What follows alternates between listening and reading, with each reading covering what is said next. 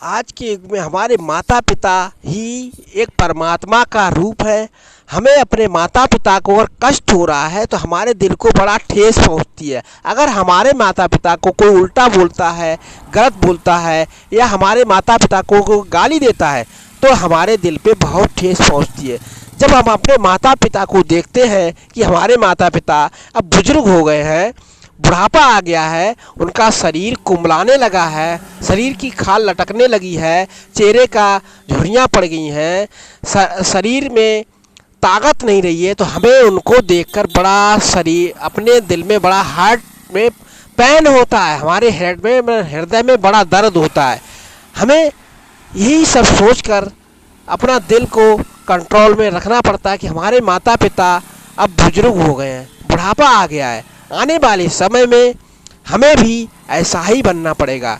बहुत से लोगों को आपने देखा होगा कि अपने माता पिता का सम्मान नहीं करते हैं और जंगलों में, मंदिरों में और गुरुद्वारों में प्रसाद चढ़ाते फिरते हैं। तरह तरह के ऋषि मुनियों के साथ जाकर उनके साथ रहते हैं और सत्संग में जाकर पूरा दिन प्रवचन सुनते हैं, परंतु माता पिता का सम्मान नहीं करते हैं। घर में माता पिता भूखे प्यासे बैठे रहते हैं, उनका सम्मान करना नहीं जानते हैं, तो उनका ये जीवन व्यर्थ है।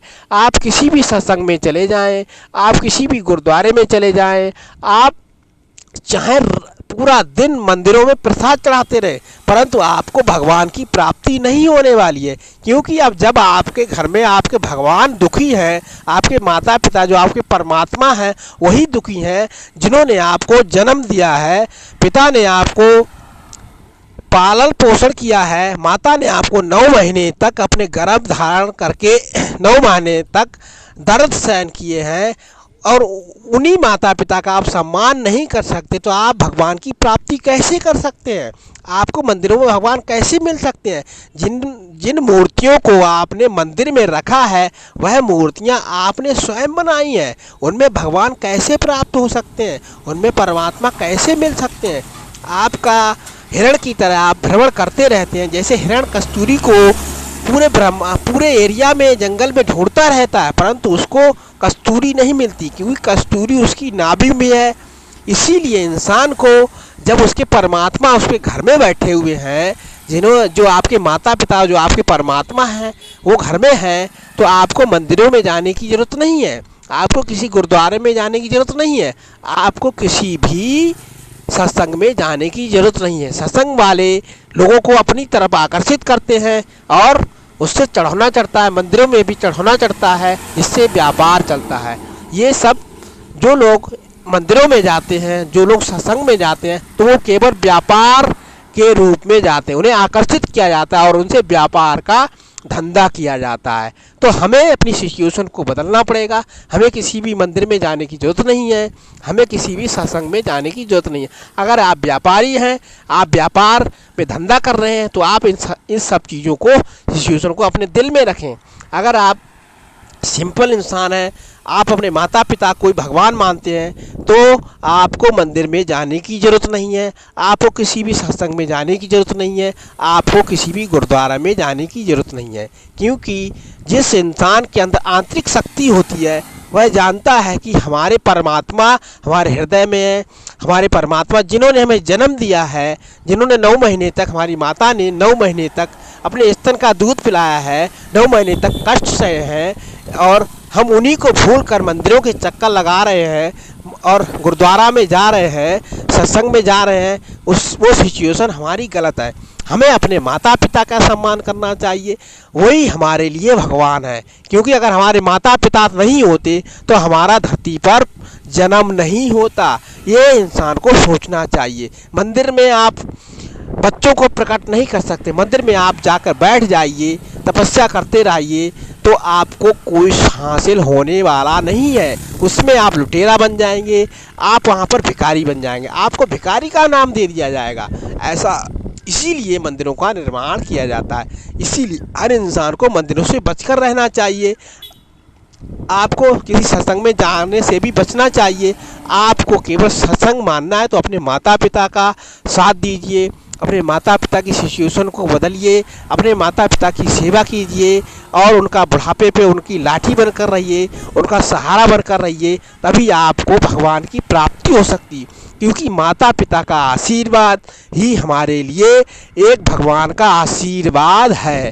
अगर आपके माता पिता आपको आशीर्वाद नहीं दे रहे हैं, आप अपने माता पिता को दुखी कर रहे हैं और उनके दिल से आपके लिए बद्दुआ लेकर रही है, तो आपको भगवान कभी माफ़ नहीं करेगा। क्योंकि परमात्मा ही आत्मा है, हर इंसान के अंदर आत्मा है। अगर आप किसी की आत्मा को दुखी करेंगे तो आपको परमात्मा की प्राप्ति कभी नहीं हो सकती है। मैंने देखा है कि बहुत से लोग अपने माता पिता का सम्मान नहीं करते हैं, उनको परेशान करते रहते हैं, बीवी के कहने पे काम करते हैं, पत्नी के कहने काम करते हैं। ऐसा नहीं होना चाहिए। पत्नी को अपने सास ससुर की सेवा करनी चाहिए और लड़के को अपने पिता की सेवा करनी चाहिए, और माता पिता को भी अपने बच्चों में भेदभाव नहीं करना चाहिए। उनमें एकता बनाकर रहने के लिए उन्हें बाध्य करना चाहिए। माता पिता की सिचुएशन होती है और तभी हमारा परिवार सुरक्षित ढंग से चल पाता है।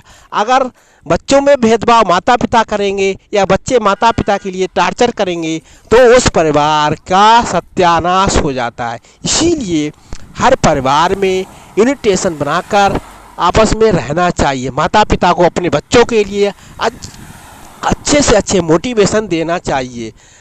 हम वही कहानी आपको लेकर आते रहते हैं जो आपकी शिक्षा के लिए बाध्य हो। बहुत से लोग देखे मैंने, बहुत ज़्यादा माता पिता को टार्चर करते हैं, और जब माता पिता धरती से विदा हो जाते हैं, मर जाते हैं, यानी वो शरीर को त्याग देते हैं, तब उन माता पिता के ऊपर बहुत से लोग परिवार के उन्हें शमशान में जाकर जलाने के लिए कई लीटर तेल उनके ऊपर डाल देते हैं, कई तरह की सामग्रियां उनके ऊपर डाल देते हैं और उनको जलाने के लिए तरह तरह की लकड़ी इकट्ठी करते हैं। ये प्रावधान अगर आप माता पिता आपके जिंदा थे, उनकी सेवा सही ढंग से करते रहते तो आपको पुण्य ज़्यादा मिलता। आप अपने माता पिता को मरने के बाद उनके ऊपर तेल डाल रहे हैं, घी का डिब्बा लौट रहे हैं, तो उससे आपको पुण्य नहीं मिलने वाला।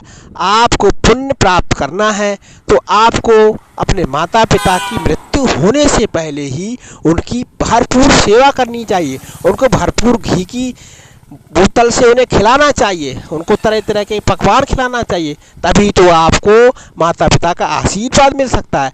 मरने के बाद आप चाहे उनके ऊपर कितना भी घी डाल दें, उनके ऊपर कितना भी तेल डाल दें, उनके ऊपर कितना भी सामग्री डाल दें और शमशान में उनको जाकर जला दें, उससे आपको कोई पुण्य प्राप्त नहीं होने वाला है। आपको पुण्य प्राप्त करना है तो अपने माता पिता का जीवित रहते ही उनका सम्मान करें, तभी आपका जीवन सुखमय होगा और आपको माता पिता का आशीर्वाद प्राप्त होगा। अगर हर इंसान की सिचुएशन बदल जाए, अपने माता पिता की जीवित रहते हुए उन्हें खुश रखें, उनका सम्मान करें, उनका खान पान का सुधार करें, तो हमारे माता पिता का आशीर्वाद हमारे साथ रहेगा। वही हमारे बच्चे सीखेंगे। आने वाले समय में हम भी बुढ़े होंगे, हमारी भी काया पिचक जाएगी। हमारे माता पिता की काया जिस प्रकार से कुम्हला गई है, उसी प्रकार से हमारा शरीर भी कुम्हला जाएगा, हम पर भी बुढ़ापा आएगा, तो हमारे बच्चे भी हमारा सम्मान करेंगे। जिस परिवार में माँ बाप की सेवा नहीं होती है, उस परिवार में हमेशा कलह मची रहती है, उस परिवार में हमेशा सिचुएशन गलत रहती है, उस परिवार का कभी भी डेवलपमेंट नहीं हो पाता है। इसीलिए इंसान को हमेशा अपने आप में, अपनी सिचुएशन में हमेशा बदल कर रहना चाहिए। किसी के कहने पे काम नहीं करना चाहिए, गलत संगति से हमेशा बचकर रहना चाहिए। फालतू के जो लोग आपको गलत सिचुएशन दे रहे हैं, गलत राय दे रहे हैं, उनसे आपको बचकर रहना चाहिए। आपका दिमाग, आपकी सिचुएशन, आपकी जो आत्मा